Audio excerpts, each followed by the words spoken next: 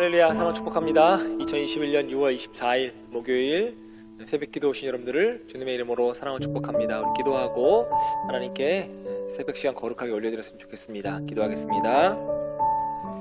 할렐루야, 내가 정직한 자들의 모임과 회중 가운데에서 전심으로 여호와께 감사하리로다.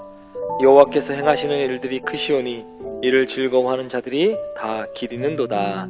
아멘. 사랑과 은혜 많으신 하나님, 우리가 정직한 모임 가운데 한 일원이 될 수 있도록 은혜 허락하여 주신 것 감사합니다. 또한 약대교회 공동체의 일원으로 하나님께 예배하고 영광 돌릴 수 있는 삶을 허락하여 주신 것 또한 감사합니다.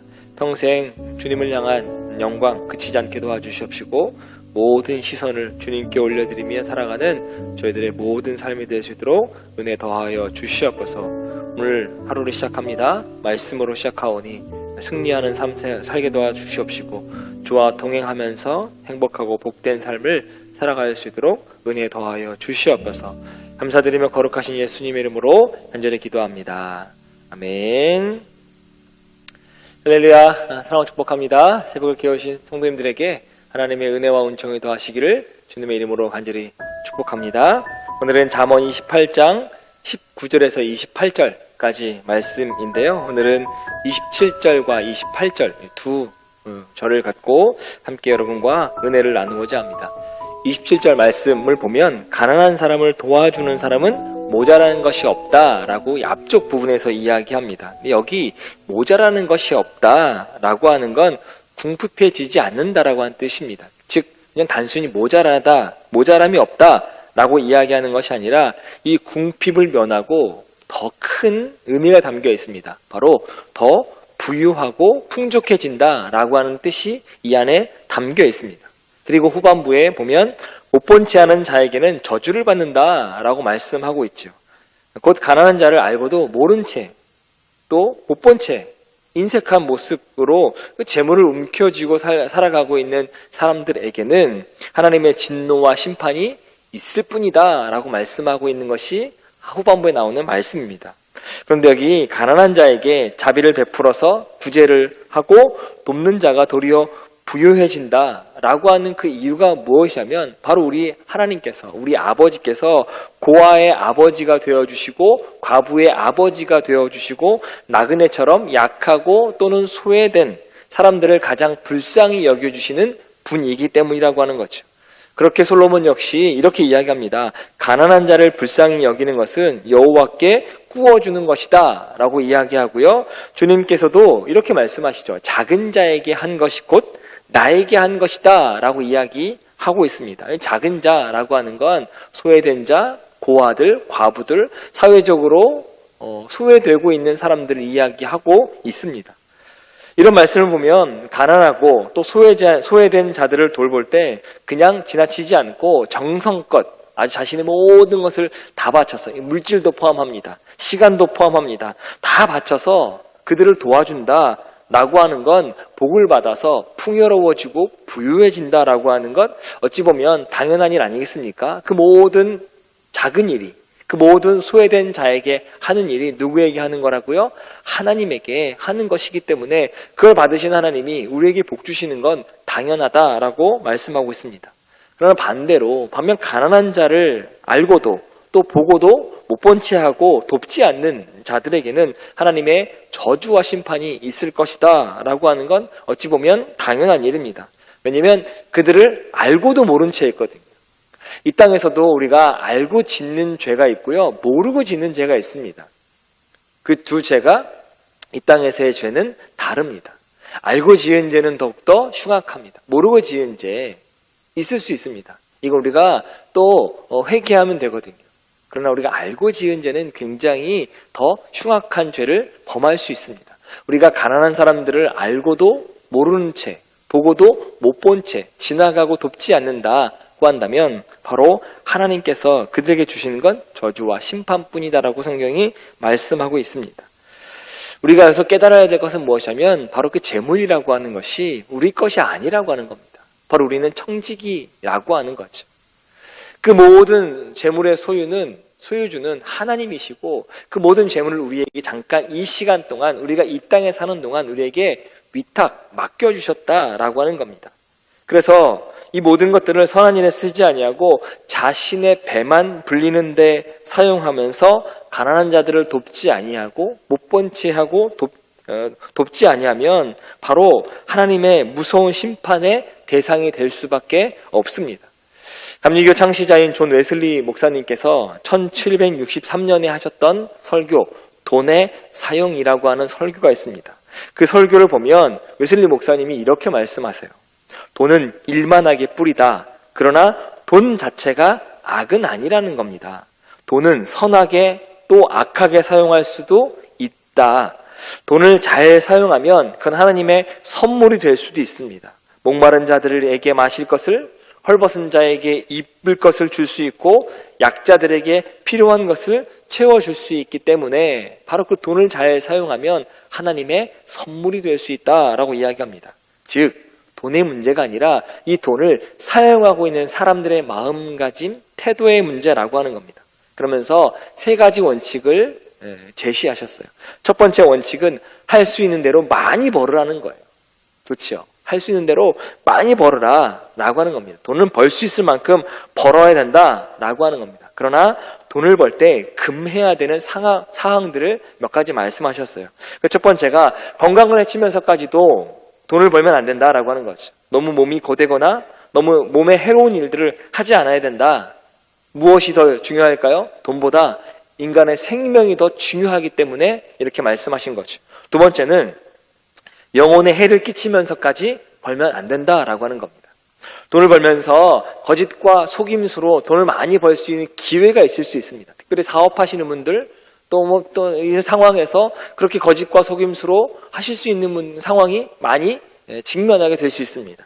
그럴 때에 내 영혼을 해치면서까지, 나에게 거짓말하면서까지, 나에게 속임수를 써서까지 이 부를 축적하면 안 된다. 이건 내 영혼을 갉아먹는 일이다 라고 웨슬리 목사님은 봤습니다. 세 번째는 이웃을 해치면서까지 돈을 벌면 안 된다라고 하는 것이, 이웃의 재산을 강탈하고 이웃의 육체를 해치고 그러면서 이익을 취해서는 안 된다라고 말씀하고 있습니다. 이 내용들을 유의하면 어떻게 벌 수 있을까? 한마디로 이야기하면 정직하게 그리고 노력해야 된다. 아주 부지런하게 돈을 벌 수 있을 만큼 벌어야 된다라고 웨슬리 목사님이 첫 번째 원칙으로 말씀하셨습니다. 두 번째 원칙은 할 수 있는 대로 많이 저축하라는 겁니다. 돈을 버는 것도 참 중요합니다. 그런데 돈을 번 만큼 잘 지키는 것 또한 중요합니다. 그 방법이 될 수 있는 대로 웨슬리 목사님은 저축하라고 이야기합니다. 허영심을 채우기 위해서, 육신의 정욕을 만족시키기 위해서, 쾌락을 위해서 사용하면 안 된다. 이건 다 사치다라고 말씀하셨습니다. 또한 자녀들을 위해서도 낭비하지 말라라고 하는 겁니다. 자녀들의 육신의 정욕, 안목의 정욕, 삶의 허영심을 만족시키는 데에 이 돈을 사용하면 그들을 파멸로 이끄는 길밖에 되지 않는다라고 이야기합니다. 그래서 자녀 중에 이 돈을 선용할 수 있는, 잘 사용할 수 있는 현명한 자녀가 있으면 모든 돈을 그 자녀에게 주어라. 그리고 나머지들은 궁핍하지 않을 정도만 돈을 주고 모든 돈은 아주 현명하게 쓸 수 있는 자녀에게 다 주어야 된다라고 이야기합니다. 왜냐하면 그 친구는 사치하지 않을 거거든요. 이 돈을 하나님이 나에게 맡겨주셔서 아주 좋은 데에 쓸 거다라고 하는 믿음이 있기 때문에 주는 겁니다. 근데 자녀들이 다 현명하지 않을 수 있잖아요. 다 지혜롭지 않을 수 있잖아요. 그러면 어떻게 해야 되냐고 이야기하면 궁핍하지 않을 정도만 그 자녀들에게 주고 모든 돈은 다 하나님의 영광을 위해서 써야 된다라고 이야기합니다.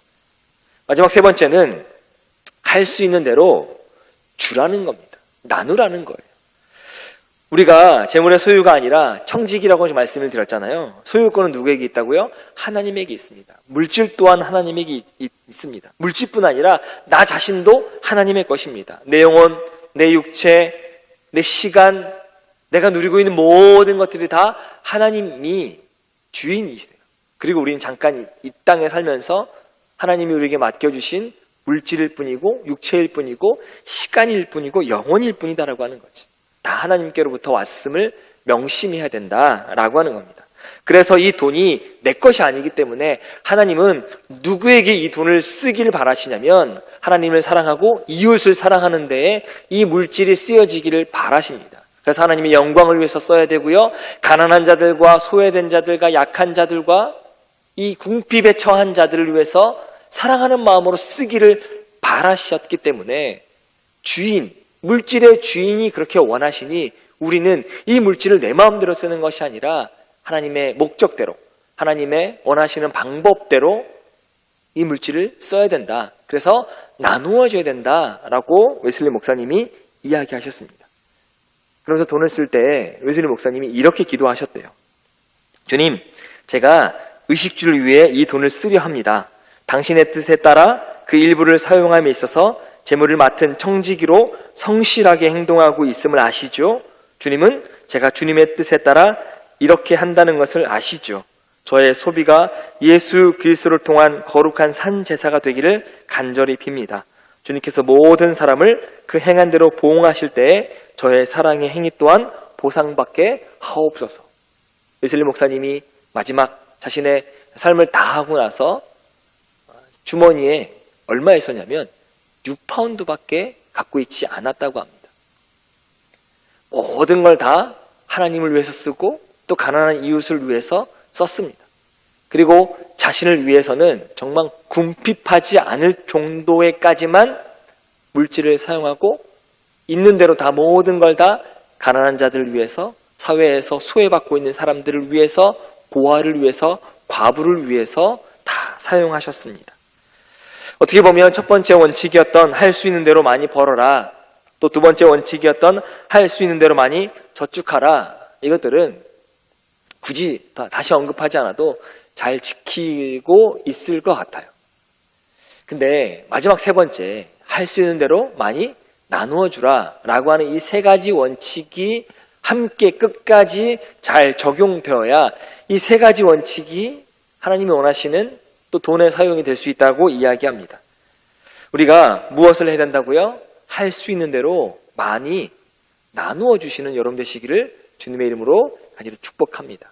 할 수 있는 대로 많이 흘려보내주시는 여러분의 물질이 되기를 주님의 이름으로 부탁을 드립니다. 그 주신 물질, 우리 것이 아니라 하나님의 것이기 때문이죠. 부자 청년이 아무리 고민해도 그날 밤 그 목숨을 가져가시면 그 물질은 우리가 누릴 수 없습니다. 역시 모두가 다 하나님의 것이라고 하는 거죠.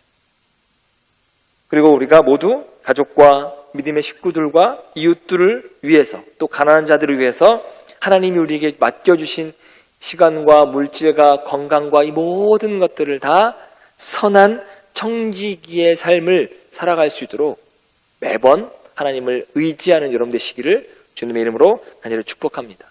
바로 이것들이 다가올 날을 대비해서 선한 기업을 하늘의 창고에 쌓아두는 지혜로운 삶이 되는 줄 믿습니다. 많이 버시고요, 많이 저축하시고요, 또 많이 가난한 이웃들을 위해서 사용하셔서 하나님의 은혜의 축복을 받아 누리기에 부족함이 없는 약대 모든 성도님 되시기를 주님의 이름으로 간절히 축원합니다. 기도하겠습니다. 사랑과 은혜가 많으신 하나님, 우리가 정말 최선을 다해서 정직하게 부지런하게 벌 수 있도록 인도하여 주시옵시고, 또 번 그 돈을 좀 아름답게 또 잘 사용할 수 있도록 하나님의 마음으로 청지기 역할을 충분히 감당해내며 이 물질을 흘려보내주기에 부족함이 없는, 그래서 그곳에 빛과 소금의 역할을 감당해낼 수 있도록 우리의 마음이 하나님 마음 담을 수 있도록 은혜 더하여 주시옵소서. 오늘 하루도 주님과 함께하길 원합니다. 주님 우리와 동행하여 주시옵소서. 기도를 멈추지 않는 이들에게 기도의 역전을 시키시는 그 하나님은 오늘도 경험하는 귀하고 복된 시간 되게 도와 주시옵소서. 감사드리며 거룩하신 예수님의 이름으로 간절히 기도합니다. 아멘. 네, 지금부터 잠언 28장 19절에서 28절 안으로 들어가셔서 하나님의 은혜를 깊이 누리시길 바랍니다. 자기의 토지를 경작하는 자는 먹을 것이 많으려니와 방탕을 따르는 자는 궁핍함이 많으리라. 충성된 자는 복이 많아도 속히 부하고자 하는 자는 형벌을 면하지 못하리라.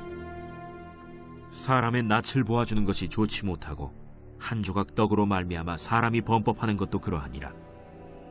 악한 눈이 있는 자는 재물을 얻기에만 급하고 빈궁이 자기에게로 임할 줄은 알지 못하느니라. 사람을 경책하는 자는 혀로 아첨하는 자보다 나중에 더욱 사랑을 받느니라. 부모의 물건을 도둑질하고서도 죄가 아니라 하는 자는 멸망받게 하는 자의 동륜이라. 욕심이 많은 자는 다툼을 일으키나 여호와를 의지하는 자는 풍족하게 되느니라. 자기의 마음을 믿는 자는 미련한 자요 지혜롭게 행하는 자는 구원을 얻을 자니라. 가난한 자를 구제하는 자는 궁핍하지 아니하려니와 못본 채 하는 자에게는 저주가 크리라. 악인이 일어나면 사람이 숨고 그가 멸망하면 의인이 많아지느니라.